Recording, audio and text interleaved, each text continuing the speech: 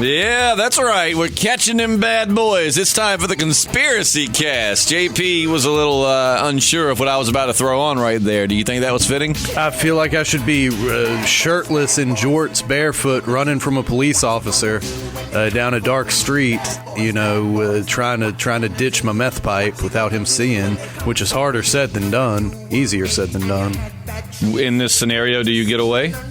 No, they tackle me to the ground and I go to jail real cold and perturbed and, trying to. But then your sister wife comes and bails you out. I'm trying to push my meth rocks up my butthole before they notice. But you know that there ain't no trying. It'll still absorb into the bloodstream even through the anus. Anyway, so we're talking about conspiracies. Welcome to our channel. If you are new, if you do know who we are, welcome back. We are the Podcasting Dead. We podcast about a wide range of things, going from conspiracies to paranormal to TV shows to just everyday life. And today is our Conspiracy Cast. We do one every Wednesday. So if you like conspiracies, make sure to hit that subscribe button and hit the little bell notification if you're listening to this or watching this on YouTube. That way you get reminders whenever we post new content. But regardless of which platform you're listening on, just make sure to hit that subscribe. Or if nothing else, that like button. The like button helps us out a ton. If you're feeling super generous, hit them both. More information at the end of the podcast, social media, and our Patreon. But in the meantime, JP, let's take it to what are we conspiracy casting about today? Well, an overarching theme we've been hitting is social conditioning. And a lot of that goes into religion. It goes into science. It plays into flat Earth, the dinosaur hoax, all this kind of stuff. We're going to fast forward some. We're going to get away from that. But, the U.S. government in itself in the 50s, the 60s, the 70s, a lot of people think even going on today via chemtrails, via subliminal stuff coming through your phone. Chemtrails, I've heard of those. That's where people think that the stuff in the air left behind by airplanes is like, well, how is it hurting us when it just stays in the air? Well, we answer that one. Yeah, you look up and it's still up there. It hasn't dispersed. So how is it going to hurt you? It does. But I'm not getting into chemtrails. I didn't come prepared for the chemtrail talk. But they are inside your body. You best come prepared for all kinds of talk on this show, son. The chemtrails do absorb into your neural synapses. They do not. They do not. Yeah, the chemtrails is just regular stuff left behind. Well, sometimes, yeah. I'm not saying that there isn't exhaust that comes off of planes, but there's also times when it's not just exhaust. You know so what? You know how I would describe you? Exhausting. Oh, no. All right, yeah. Let's go. Come on. So we're talking about Mkultra. To me, that sounds like a new Mortal Kombat game that I can't wait to play. You say it's a conspiracy. Tell me about this. What is Mkultra? I am completely ignorant, well, in general, but also to this. So tell me what Mkultra is. No, man. It started back in 53 and ran through like 73, at least officially ran through 73, man. And it's just the CIA looking at mass mind control techniques, whether it's to, have, your lone wolf assassin, maybe have a sleeper agent to where they've got you doped up to where, you pick up the phone, you hear a code word, and kind of like the Winter Soldier, you hear this word, next thing you're out here with a bazooka. So sleeper agents are like a legit thing, right? I think I have read about those. Yeah, absolutely. Okay. For sure, but... No, man, the CIA was experimenting with LSD. A lot of people think that the hippie movement in and of itself was orchestrated by the CIA largely. To what end? Just to get the populace using these kind of drugs, these LSD, even cannabis to an extent, Do not tell me that when I end my long, stressful days on my back porch with that skunky smelling bundle of deliciousness that the government is using that to control me? Is that happening? I know I made that as a statement that turned into a question at the end, but really? How so? Well, I'm a friend of legalization and of cannabis and all this stuff, but it is interesting. George Soros, big campaign contributor to a lot of globalist candidates, the Clintons, of course. He really led the charge as far as financing legalization movements out west. So it does kind of make you wonder. I mean, who's really on the side of the angels? Maybe he just likes to smoke some weed. I mean, you say legalization, you mean just marijuana legalization? Yeah, primarily, yeah. Maybe the man just likes to blaze, Or maybe he's trying to make the younger population nice and docile so he can, turn their brains into mush and get them to do is like I've always said this. It's like a good cop, bad cop thing. They want you to vote for a certain person. They're like, well, we're going to give you all the candy. We'll legalize weed and all this kind of stuff. Which, as I said, I mean, I'm very much an advocate for that. But candied weed. Well, they've got that out west. Man, I'm definitely for the legalization of that. But, oh, yeah, dude. Have you ever seen, like, Action Bronson stuff, dude? That sounds like an action figure from the 70s, so no. No, man. He's like he's a rapper. He's a chef. He's got a whole line of, like, marijuana-infused, edibles, recipes. It's really, really, really awesome stuff. He also does a great... I think it's on the Vice TV channel. He just gets stoned with his friends and watches Ancient Aliens. Oh, which is something that's the only way to watch. We've never done that together, though. Yeah, do they still be running Ancient Aliens all the time? I don't have cable anymore. I don't know. I've always just watched it like past episodes. I don't think I've ever watched it on TV as it came out. Yeah, man, that was one of my favorite things ever. Mm-hmm. But no, man, just the.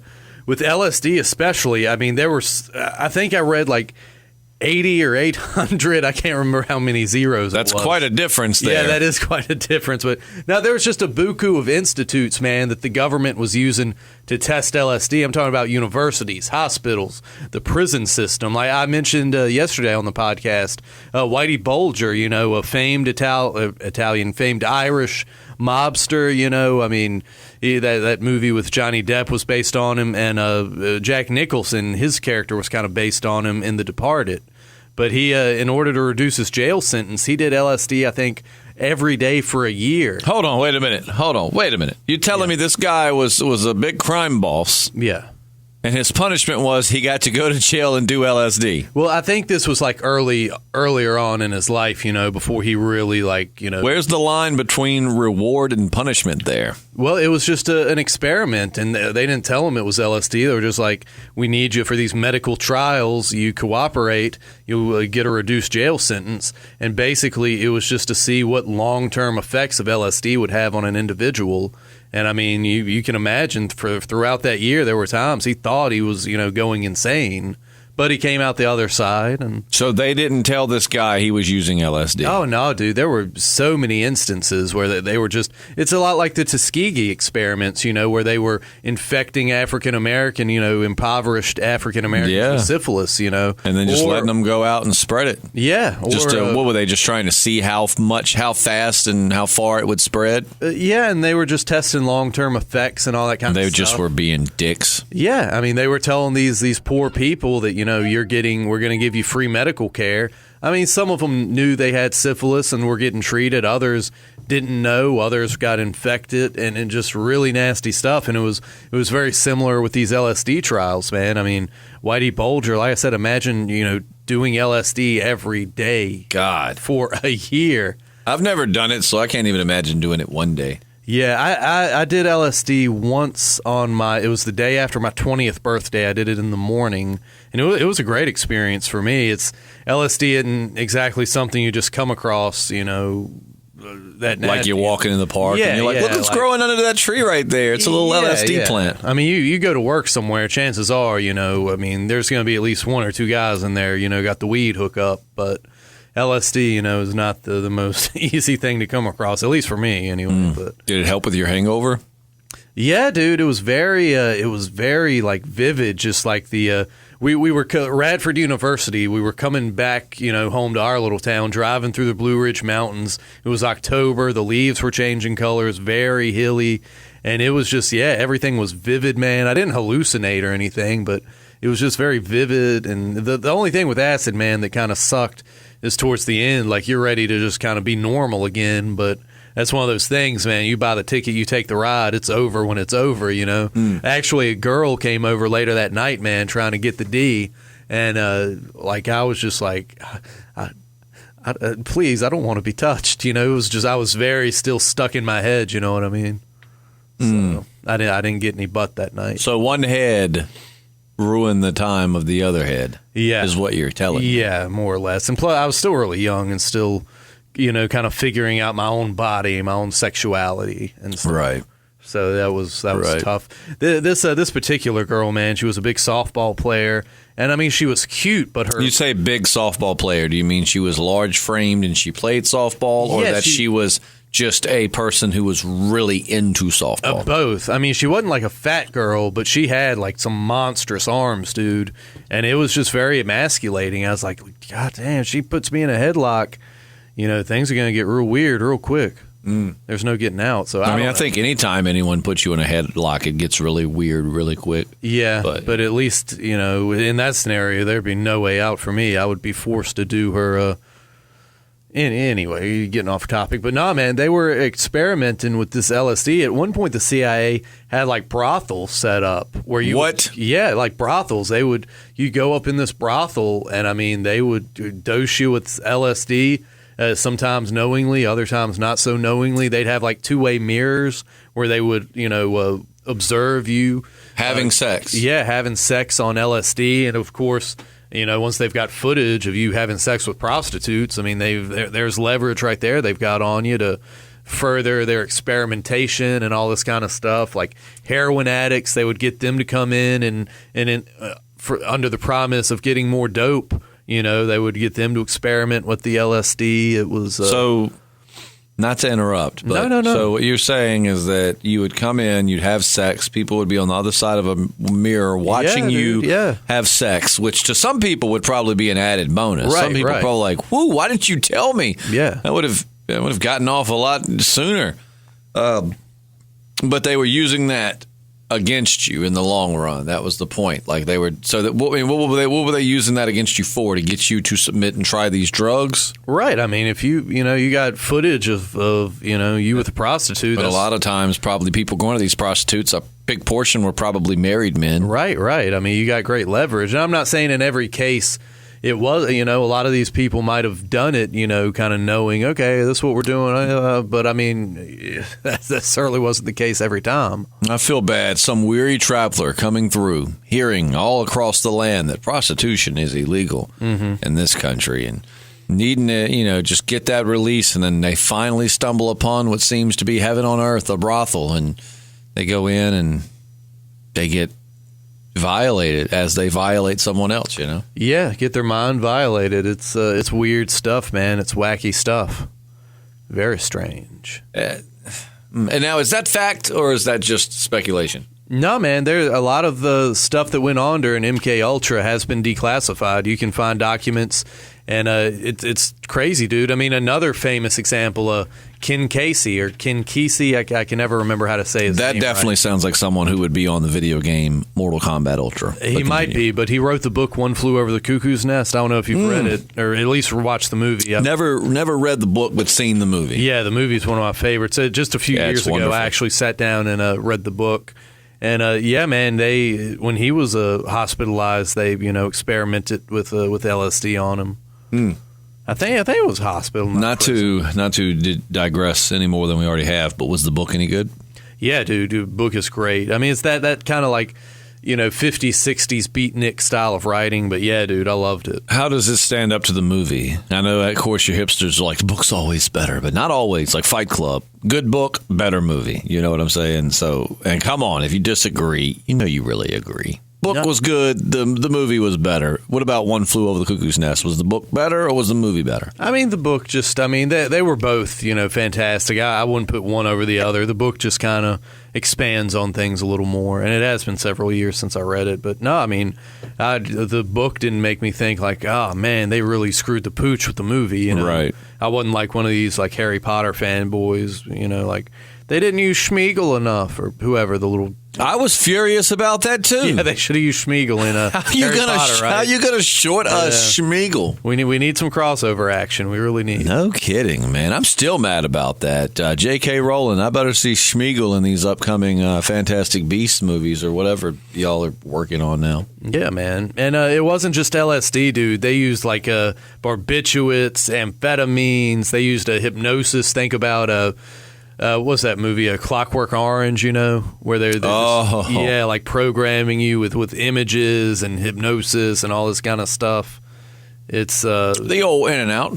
My girlfriend and I got this movie poster that you put up, and it has what I guess the people that made the poster consider to be like the 100 greatest movies of all time. And what it is they're like a lottery ticket, how you scratch with a coin. Mm-hmm. They're all squares, and you scratch them as you've seen the movies. And she wanted to watch them all together, and so the one we started with was A Clockwork Orange. I had seen it; she hadn't. I was like, I don't think you're going to like this movie very much. Right. I like it, but I'm not obsessed with it like some people. Some people just but I enjoyed it a lot. As I watched it when I was in my teens, Sure. She wasn't a big fan, but I've got the book, but I never got around to reading it. I just love the dialogue in it, man. Oh yeah. Who was the guy that played the main? I played Alex. The guy that played him, he went on to be in something else that I didn't realize that was the same guy. But anyways, not to digress. You keep going. Yeah, and Ken Casey he was at the Veterans Administration Hospital while he was a student at Stanford University. So he volunteered for the LSD. He wasn't like a prisoner or anything, but so he volunteered to be. Yeah, but this was in government experiments. Yeah, just it was still government orchestrated and all this stuff. Like I said, the government, subsidized. It was a lot of hospitals, prisons, as I said, universities, man, where they had people, experimenting, reporting back, and all this kind of stuff. Oh, he was a doctor, Dr. Loomis or whatever, in Halloween. That's who that guy was. Who? The guy, Alex from A Clockwork Orange. Oh, okay. He's been in a couple of other things. Yeah. But yeah, time after time. But anyways, I'm sorry. He was also in Star Trek Generations. I didn't know. He was Soren. I didn't watch Star Trek. Yeah, he was the bad guy in that movie. Yeah. He was trying to open up the Nexus so he could just that's Alex forever. from A Clockwork Orange. Well, shit, the main character. Shoot, I ain't seen that one in a while. It definitely wasn't the best of the Star Trek movies, but. Anyways, sorry, I'm just ruining your conspiracy cast. No, man, it's bothering me. Like, what else has this guy been in? But so this guy who sounds like he belongs on Mortal Kombat Ultra, he said that he willingly volunteered to take LSD for the government. Well, yeah. Well, I mean, I don't know if he knew the government was involved, but just experimental treatments at this hospital. So what was the end game? I know you say mind control, but when you say mind control, what do you mean exactly? To get us all just so docile and just zombified because we're so drugged up that we do whatever they tell us, or are they looking for ways to tap into our brain and control us that way? Because I don't know why when you say MK Ultra and mind control, I was thinking about remote viewing for some stupid reason a while back. That the government did, and this is declassified. They did experiments with, and I think the experiments, as far as we know, were inconclusive. So there was no breakthrough. But trying to do remote viewing, and some people say it was successful, and they found things they shouldn't have. Yada yada yada. But of course, the official word is that they found that mind control doesn't exist, at least in these experiments. But we're talking about another form of mind manipulation. Right. So would they be giving us, what was the... Okay, so I'm a little confused. I get what you're saying, but I don't. So what was their end game? What was the end goal of MK Ultra? Well, I mean, there's a lot of different applications, dude. I mean, you're talking about, like I said, training sleeper agents, like a average Joe, turning him into an assassin. You're talking, which, I mean, a lot of people kind of, wonder when you have the mass shooting in Las Vegas, a lot of people were kind of scratching their head about that. It's a lot of different stuff like this, man, where they, wonder, was this some sort of false flag attack to push a certain agenda where they used a random guy. So would he, turn him in this scenario, not giving any credence or disagreement with the whole Las Vegas thing, but in this scenario, that's just a random, right, and like in this what if scenario, we'll call it. Whoops! Hit the table a little hard and heard some springs vibrating. That can't be good. That'll be okay. But so would this guy have not realized that he was doing what he's doing in this scenario, you're saying? Like, would they have activated him and like the Winter Soldier, he just lost control and wasn't aware of what was happening? Yeah, possibly, man. I don't know. I mean, where do the drugs fit in there? That's my question. Like the idea of mind manipulation in order to, I get that, but where do the drugs fit in? Well, I mean, with LSD, it just makes you highly suggestible. I mean, look at the Manson murders, I mean, Charlie Manson kept those kids doped up on LSD and just, I mean, they pretty much followed his every whim, it just makes you very suggestible. So in a way, it kind of softens your brain to let things in. Like, I mean, and what I mean by that, I don't mean like actually, but what I'm saying is like, so if I kept you doped up on LSD, whereas now in your regular state of mind, you would challenge things, you would think on your own, you would be like, whereas if you were doped up on LSD for a long time, I might have a better chance of convincing you to see my way of thinking because you're more... yeah, at times. I mean, it's one of those things. It depends a lot on the person. I mean, doing, psychedelics can be a very mind-expanding thing that encourages all kind of independent thought. But, you get someone who's already maybe a little weak-willed. You keep them on a steady regiment of LSD, man. I mean, you could end up just molding this person into whatever you want. And that, the CIA, that was a big part of their thing. I mean, maybe at one point they were even, if the experiments went the way they wanted, imagine them putting that in a water supply, just slowly just pumping it into a water supply. Next thing you know, you got a highly suggestible, docile, populace.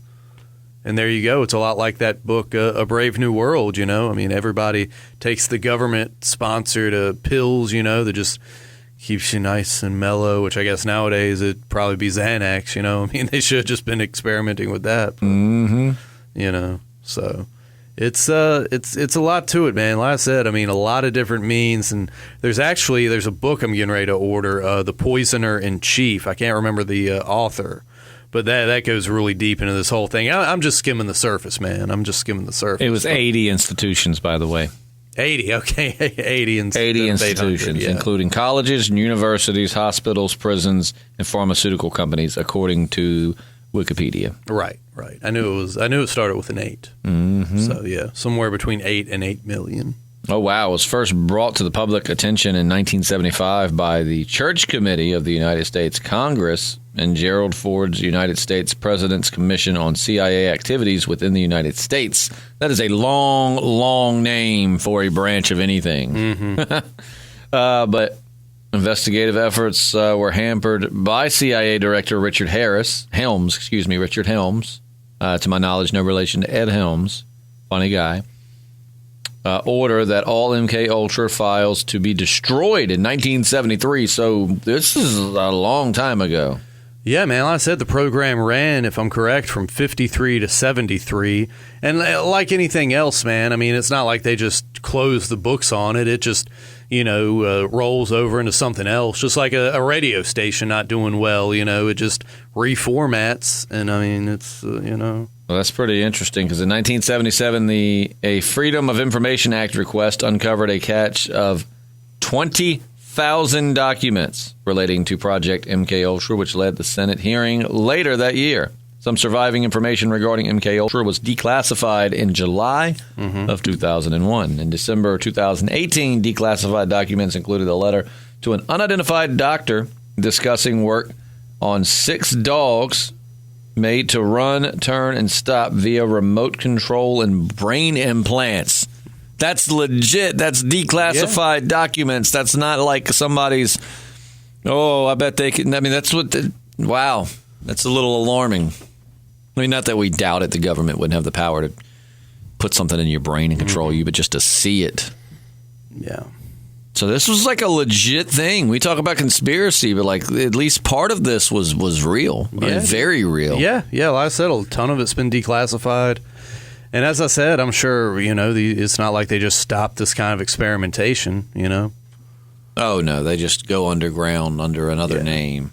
Which I think it is discouraging that a lot of, like doctor scientists, it's illegal now for them to, experiment with therapy having to do with psychedelics, whether it's LSD or diazotryptamine, or I'm all flubbing my words this morning, but just stuff like that. Mm-hmm. I'm trying to find what M and K mean, but I can't find anything. It says the Cold War and Project MKUltra. In response, Alan Dulles, director of CIA, approved Project MKUltra in 1953. Mm-hmm. But gosh, man, that's like during what, the Twilight? When did the Twilight Zone run? It was in the 60s. So it wasn't. Well, it was a little ways before, but still, that's just wild to think. Like, people watch the Twilight Zone and thought that's wild, but that's that stuff like that'll never happen. And it's like actually it already had. People have been working on mind control and stuff since before now. Yeah, there were a lot of people in Hollywood having to do with shows like that who were trying to get truth out there as best they could. Were any successful? Yeah, some. Okay, I bet Andy Griffith was trying to get truth out there. If anybody was a truth seeker, it was probably Andy Griffith. I mean, he was definitely trying to bring some wholesome morality back to America. There's no doubt about that. I still want to go to Mount Pilot. Isn't that the name of the? Is Mount Airy you talking about? Mount Airy, yeah. Mount Pilot was in the show. Mount Airy is the real name. Yeah, and then actual Mayberry is what it was based on, but it wasn't actually filmed in Mayberry. It was filmed in Mount Airy, I believe. Twilight Zone 59 to 64. So all of it, yeah. And it's all on Netflix, too. I don't know if I went back and watched a lot of it. It's so good. Yeah, that used to be my New Year's Day tradition, man. They would run a marathon of the Twilight Zone on Sci-Fi Channel, and every New Year's Day I would just watch and watch and watch, and it was so good. Oh, yeah, I bet, man. Shoot, I introduced my little brother to it. He's 19 before he went back to college, and I thought surely he wasn't going to like it because, it's older, and I don't think he's quite gotten to that age where he appreciates older things yet, but he watched it and actually really enjoyed it. Like we watched, really like it. We watched the episode. I'm pretty sure it had William Shatner. It's where they go to this little small town, and yes, we're about to digress, so I apologize. But if you're a Twilight fan, you'll appreciate this. Twilight Zone. Twilight fans not welcome. No, damn it. I thought we were talking about Twilight. Team Jacob. That's right, the unsung hero of Twilight. And I'm going to state right here and now why Jacob was the true hero of Twilight. So we're taking it back to when Bella and Ed... Okay, I'm just kidding. Twilight Zone. It was an episode with William Shatner, I think, where him and his wife, girlfriend, I think she was his wife, they go to this small little town, and they go in this diner, and it's one of those fortune-telling machines. Mm-hmm. And you put a penny in it, and you press the button, and it gives you a little slip of paper. It was Shatner? No, I'm not, because I know Shatner was on the one where he's on the airplane. Right. It's like, there's something on the wing. Ace Ventura. There's something, someone, something out on the wing. Yeah. But I thought it was William Shatner, and I could be wrong, but this guy looked a lot like William Shatner. Everybody looks like William Shatner in black and white TV. True that. But they went into the diner, and basically, he gets addicted to getting these answers from this fortune-telling little tabletop machine in the cafe, and gets to the point they leave, and he's stressing, and they almost get hit by a car, and he goes back in, and finally decides that he doesn't need this thing, and he leaves. But then you find another old couple comes in, and basically, William Shatner, or the guy that looked like William Shatner, and his girlfriend broke free from the need to know the answers from the machine versus this old couple that came in and had basically spent their whole life, I guess. I don't know. It was really good, though. That was the one I showed him. Yeah, he was on a few. A Nightmare at 20,000 Feet. He was on that one. Yeah, he was on a few. Yeah, very interesting. But anyways, so MKUltra. So the government, so this right here, JP, for you, this shows where you've been saying for the longest time that there are powers in the government. We always hate to use the broad term, the government, because it's not always the government. Yeah, it's like elements within it. It's a big animal. You're talking about a big organism. Right, yeah. So it's this kind of goes with what JP's saying, that hey, social engineering and the desire to control It's been there for a long time, and that they've actually, that's fact. That's not just speculation and crazy conspiracy theorist mumbo jumbo. This is actually like declassified government experiments. Yeah. So it's maybe old stuff, JP man. ain't as crazy as we all say he is behind his back. No, man, and it goes deep. It goes super deep. And as I said, we're just skimming the surface. I'd like to bring in some people who know even more about it than I do, and have possibly even more experience with psychedelic substances than I do. I've got someone in mind. Hopefully we can get him in here. And, people are really mic shy. Like, we always have people we want to bring in, but you would be shocked at how many people don't want to be on the podcast because they say they'll get too nervous, or they don't like the sound of their voice, or they're too timid, and they're like, Yeah, and this guy's definitely not mic shy. He wants to be on the podcast. I'm hoping he'll be open about his experiences with these kind of things, because I told him, this isn't something we broadcast locally to our friends and family, otherwise I wouldn't Thank be God, saying half the we stuff probably I wouldn't say. have jobs. Yeah, I might have a job. You wouldn't have a job. No, I wouldn't have a job. I keep it pretty tame, which I'm kind of doing away with now, but for a while I've kept it pretty tamed. But you, however, my friend. Yeah, might be in a little hot water, but we'll be all right. As I've said, man, just our responsibility to these mics is to keep it fresh. Oh, absolutely. That's why I use Altoids. Yeah, I'm almost out of my mouthwash. I keep in my little cupboard there. I need to get some more. Altoids are great for that. But it is our job to keep this mic fresh so the person that comes in on the shift after us does not have to smell. This one a little bit rusty, I guess, from the moisture coming out people's mouth. Coming out your mouth, brother. No. Lots of moisture and bullshit coming out that mouth. No, wait till we're going to keep diving deeper and deeper, brother. We're going to get deep. We're going to talk about the Genesis Antarctica debacle. That's what I want to hear about. What are we going to get into that stuff? Oh, man, we're getting into it soon. I'm just rallying my forces. Okay. Because, a lot of people think, civilization dawned from Antarctica, but because it's under 100 miles of ice or whatever it is, obviously, like glaciers are like an eraser, like an Earth eraser, man. They just move across the continents and erase entire civilizations. You see what I'm saying? Earth eraser. That definitely sounds like a supervillain from like the 50s in comics. Yeah. I am Earth eraser. He probably fought the elongated man and all this kind of stuff. I'd like to see him and Captain Planet go at it. Oh, dude, I saw a great illustration of like a revamped, like realistic Captain Planet, dude. It looked really, really cool. Like a comic or a movie show? It was just fan art, but yeah, just bring him into the comic world and, just he can be in D.C. and be the harbinger of the green, all this kind of stuff. Yep. I was going to make a weed joke there, but we've done enough of those this podcast. I'm going to stay. I'm sorry. Excuse you. Yeah. So, that I think is going to wrap it up, right? Yeah, man. I think I spilled about everything I need to spill. I'm sure there's some listeners who will have a lot more to throw in there, man. Like I said, I'm just kind of skimming the surface. You see what I'm saying? So, Project MKUltra. At one point, the government was experimenting on trying to figure out how to control the minds of people. And they're not the only ones, man. Like the Japanese had their kamikaze pilots all hopped up on amphetamines, I've heard of that. I've never knew how true that was, but I've heard that the Japanese kamikaze pilots were doped out of their minds. Oh, yeah. Wouldn't you be? I'd have to be. Yeah, for real. Give me a plane. Tell me, okay, go take this plane and fly it into that boat. Okay. Yeah. And as soon as I get out of your sight, I'm just going to keep on flying. Yeah, and like child soldiers in these African nations, that are so war-torn. I don't know about jihadis. I don't know if they're, put on drugs to do the stuff they do. They do some screwed up stuff, so why not?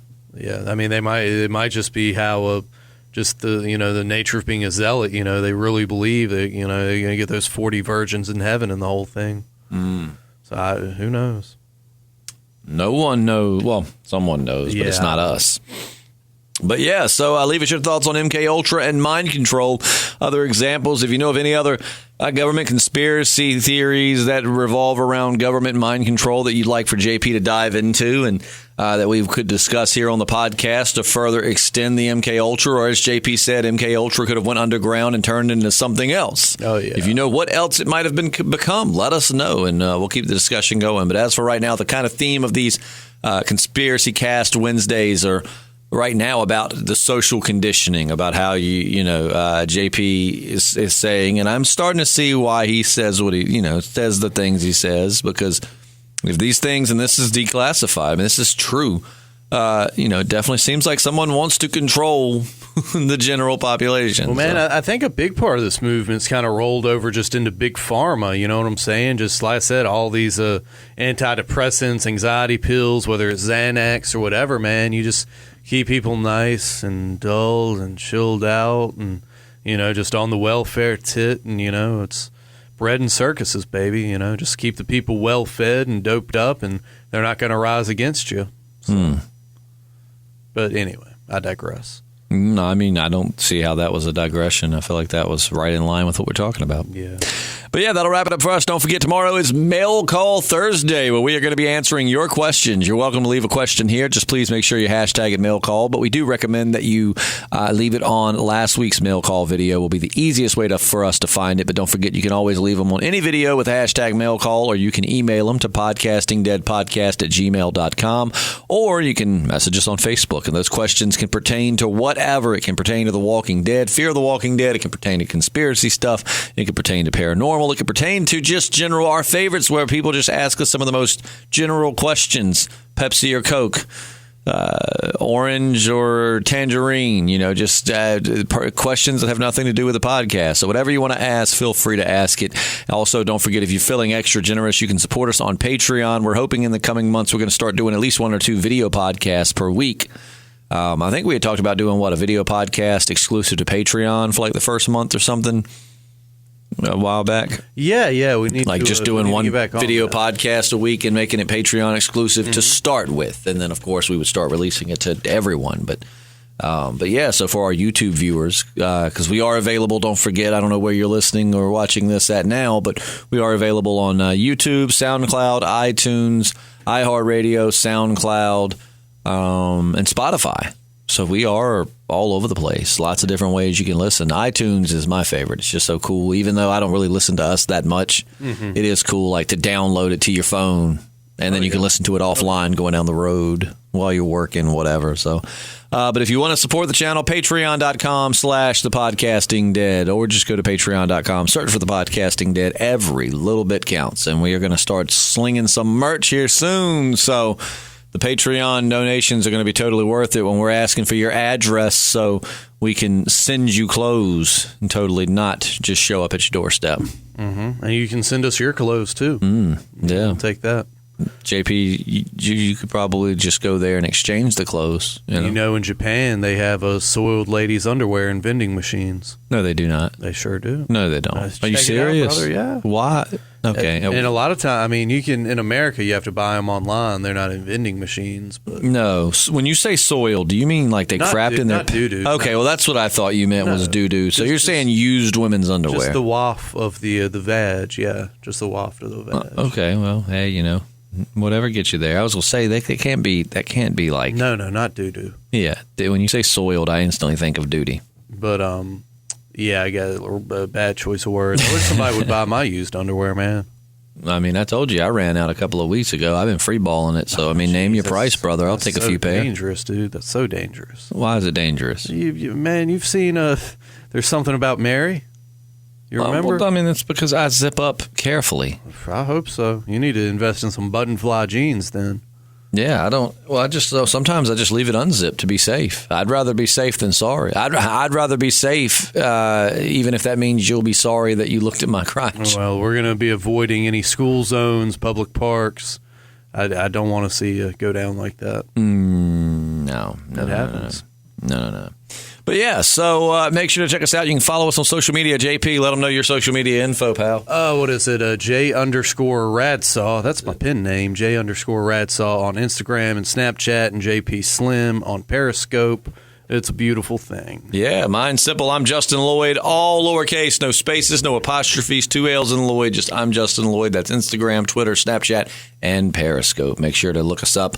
And make sure to like our Podcasting Dead Facebook page while you're at it. We're also on Twitter at Podcast Dead. And now that we got all of that out of the way, it's time to wrap this thing up. Oh, we can go now. Yeah, we can go now. So you can remove the change. You're free to leave. But we'll see you tomorrow for Mail Call. I'm Justin. Oh, I'm JP. And we're the Podcasting Dead. Yeah.